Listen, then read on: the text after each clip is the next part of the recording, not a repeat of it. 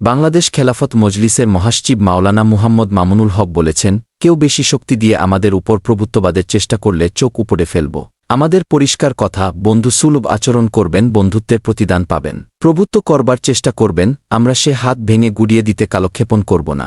রোববার দুপুরে ঠাকুরগাঁও জেলা শহরের পাবলিক ক্লাব মাঠে বাংলাদেশ খেলাফত মজলিস জেলা শাখার উদ্যোগে আয়োজিত গণসমাবেশে প্রধান অতিথির বক্তব্যে এসব কথা বলেন তিনি বলেন, আমাদের কেউ দুর্বল ভাববেন না। যে দেশের মায়েরা আদর্শ সন্তানদের যুদ্ধে পাঠিয়েছেন, আধিপত্যের বিরুদ্ধে লড়াই করার জন্য প্রেরণা জুগিয়েছেন, সে জাতিকে কেউ থামিয়ে রাখতে পারবে না। মামুনুল হক আরও বলেন, বিএনপি ও জামায়াতসহ সমস্ত শক্তিগুলো ঐক্যবদ্ধ হয়েও এই ফ্যাসিবাদ শেখ হাসিনাকে ক্ষমতা থেকে অপসারণ করতে পারে নাই, যেটা ছাত্ররা করে দেখিয়েছেন। ছাত্রদের ভয়ে ভারতে পালিয়েছেন তিনি। বাংলাদেশের এই আগস্টের বিপ্লবকে ইসলাম বিরোধী ধারায় প্রচলিত করবার বা জ্বালিয়ে দেওয়ার চেষ্টা করা হলে রক্ত দিয়ে আমরা রুখে দাঁড়াব।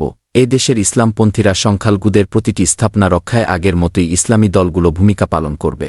যতদিন পর্যন্ত আমরা চূড়ান্ত গন্তব্যে পৌঁছাতে না পারব, ততদিন সংগ্রাম চলবে।